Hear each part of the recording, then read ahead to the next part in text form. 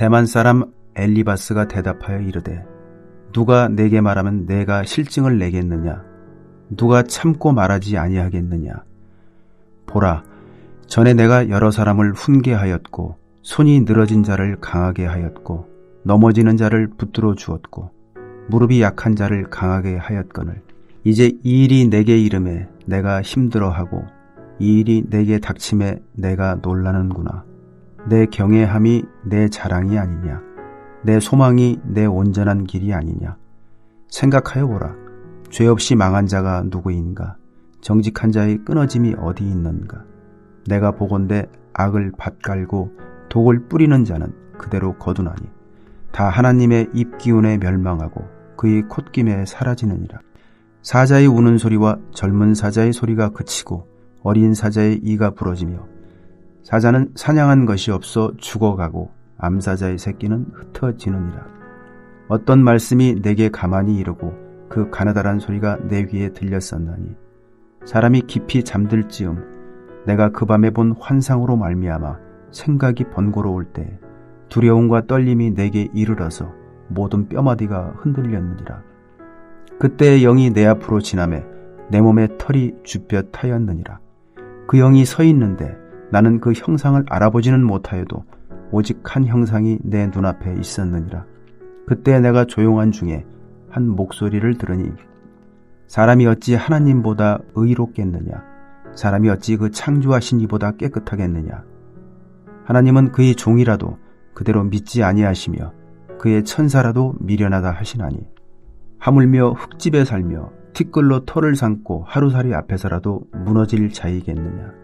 아침과 저녁 사이에 부스러져 가루가 되며 영원히 사라지되 기억하는 자가 없으리라. 장막줄이 그들에게서 뽑히지 아니하겠느냐? 그들은 지혜가 없이 죽느니라. 오늘 묵상 본문은 구약성경 욥기 4장 1절부터 21절까지의 말씀입니다. 나와 타인에 대해 겸손한 믿음이라는 제목으로 은혜를 나누고자 합니다. 우리나라의 속담 중에 콩 심은 데 콩 나고 팥 심은 데 팥 난다라는 말이 있습니다. 갈라디아서 6장 7절에도 이런 유명한 말씀이 있습니다. 스스로 속이지 말라. 하나님은 업신여김을 받지 아니하시나니 사람이 무엇으로 심든지 그대로 거두리라. 구약 성경에서는 이런 말씀이 종종 나옵니다. 악인은 악을 잉태하여 재앙과 거짓을 낳는다. 시편 7장 14절이고요. 잠언 22장 8절에 악을 뿌리는 사람은 재앙을 거두고 분노하여 휘두르는 막대기는 기세가 꺾인다. 호세아 8장 7절에도 이스라엘이 바람을 심었으니 광풍을 거둘 것이다. 이런 말씀들이 나옵니다. 그리고 오늘 본문 욥기 4장 8절에도 이렇게 나옵니다. 내가 보건대 악을 밭갈고 독을 뿌리는 자는 그대로 거두나니. 세번역 성경으로는 이렇게 번역되어 있습니다. 내가 본 대로는 악을 갈아 재난을 뿌리는 자는 그대로 거두더라. 이렇게 심은 대로 거둔다. 원인이 있으니 결과가 있다라는 인과응보의 논리가 욥의 세 친구들이 가지고 있는 하나님의 이해이며 사람들을 판단하는 기준으로 나옵니다. 그 세 친구들의 대표가 되는 엘리바스가 오늘 욥기 4장에서 말하고자 하는 바이기도 합니다. 신약 성경에도 나오고 오늘 욥기 4장뿐만 아니라 구약의 여러 구절에서 심은 대로 거둔다라는 말씀이 나오기에 우리는 이 말씀 자체가 틀렸다고 판단을 내릴 수는 없습니다. 그러나 우리는 이 말씀이 우리의 모든 상황을 설명해 주지 못함을 이미 욥기 1장부터 3장의 말씀을 통해 알게 되었습니다. 왜 그렇습니까? 욥은 자신의 죄 때문에 이런 고난과 환난을 겪고 있는 것이 아니기 때문입니다. 심은 대로 거두게 하시는 하나님에 대한 믿음의 고백이 맞는 경우가 있지만 이 말씀만으로 욥이 경험하고 있는 고통의 이유를 올바르게 설명하지는 못합니다. 욥기의 결론 부분 마지막 장 42장에 이 구절이 나옵니다. 하나님께서 엘리바스를 비롯한 다른 두 친구들에 대해서 책망하는 말씀인데요. 42장 7절에 이렇게 나옵니다. 내가 너와 너 두 친구에게 분노한 것은 너희가 나를 두고 말을 할 때 내 종 욥처럼 옳게 말하지 못하였기 때문이다. 8절 후반절에는 너희가 나를 두고 말을 할 때 내 종 욥처럼 옳게 말하지 않고 어리석게 말하였지만 내가 그대로 갚지는 않을 것이다 라는 구절이 나옵니다. 세번역 성경인데요. 욥기가 보여주는 하나님의 모습을 욥의 친구 엘리바스가 잘못 설명하였다는 것입니다. 물론 하나님의 행하심은 엘리바스가 생각한 대로 심은 대로 거두게 하시는 하나님이신 경우가 있지만 그와 반대로 욥의 경우처럼 그렇지 않은 경우가 있습니다. 그럼에도 엘리바스는 욥을 인과응보의 눈으로 정죄를 하였던 것입니다. 우리가 주변의 성도님들을 바라보면서 그들이 경험하고 있는 어려움과 고통, 갑작스럽게 당하는 환난을 보았을 때 어떻게 해석을 해야 하겠습니까? 엘리바스처럼 지은 죄가 있으니까 하나님께서 벌을 내리시는 거야 라고 바라보아서는 되겠습니까? 그래서는 엘리바스가 하나님께 책망을 받은 것처럼 우리 또한 하나님께 책망의 말을 듣게 될 것입니다. 물론 그 상황이 하나님께서 그 사람의 범죄에 대한 징벌일 수 있습니다. 다윗의 경우 우리아 장군의 아내 밧세바와의 사이에서 태어난 아기가 죽게 된 것은 명백한 그의 죄에 대한 징벌의 죽음이었습니다. 그런데 이 경우를 일반화시켜서 어느 부부가 아기를 낳았는데 갑자기 그 아기가 병들어 죽게 된 것을 보고 그들이 죄를 지어서 하나님께 징계를 받았다라고 정죄를 해버리면 안 된다는 것입니다. 이것이 일반화에 오르는 것입니다. 그런 경우도 있고 아닌 경우도 있는데 모든 상황을 인과응보의 논리를 적용해서 판단해서는 안 됩니다. 우리는 너무나도 쉽게 내가 너를 생각해서 하는 말인데 라면서 충고를 가장한 정죄의 말을 얼마나 자주 하고 있습니까? 그리고 이러한 모습에 내 주변의 성도님뿐만 아니라 또 나 자신에게도 하는 경우가 얼마나 많이 있습니까? 욥은 다행히도 친구들의 잘못된 충고에 휘둘리진 않았지만 우리 자신은 주변의 잘못된 말, 잘못된 충고를 듣고 스스로 낙담하는 경우가 많이 있지 않습니까?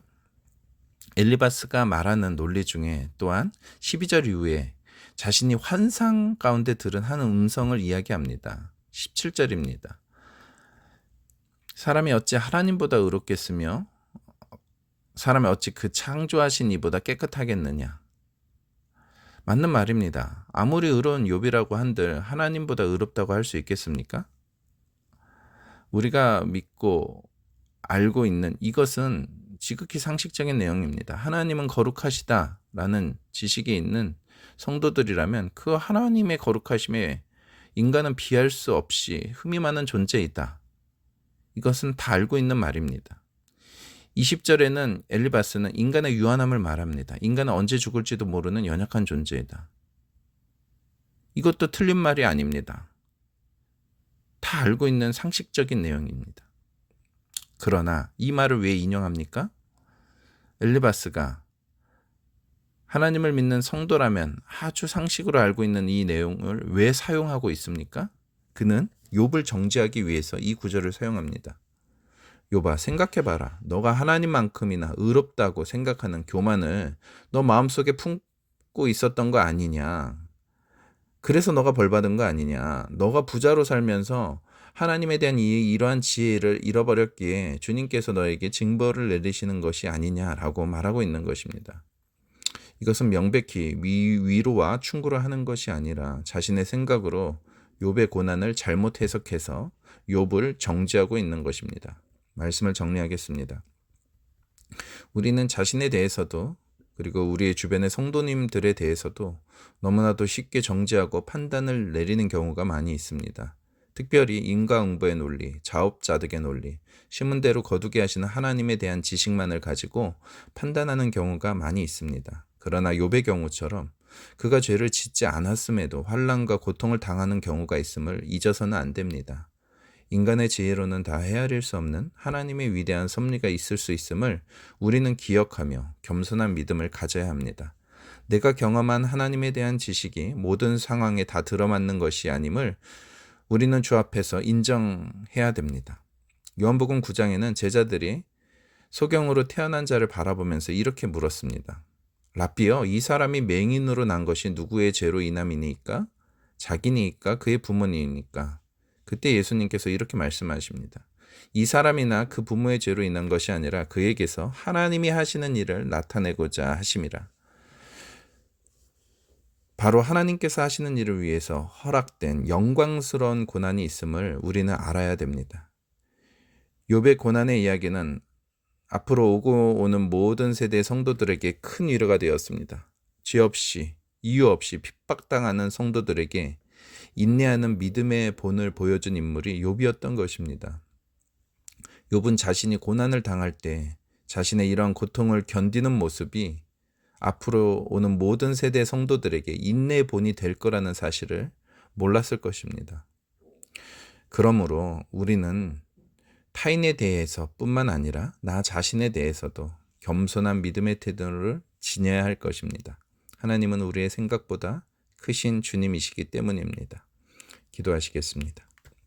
사랑의 하나님, 우리가 살아가면서 갑작스럽게 겪게 되는 고난을 만났을 때에도 당황하지 않을 수 있는 굳건한 믿음을 주시길 기도합니다. 우리가 이해할 수 없는 고통이 우리의 삶의 한가운데 밀려올 때 예수님의 십자가의 사랑을 기억하며 하나님의 선하심을 의지할 수 있는 견고한 믿음을 주사 이 고난이 다 지나가기까지 인내할 수 있는 힘을 주시기를 간구합니다. 또한 다른 사람이 겪고 있는 고난에 대해서도 쉽게 정죄 판단을 내리지 않도록 우리에게 겸손한 믿음을 주옵소서. 예수님의 이름으로 기도드립니다. 아멘.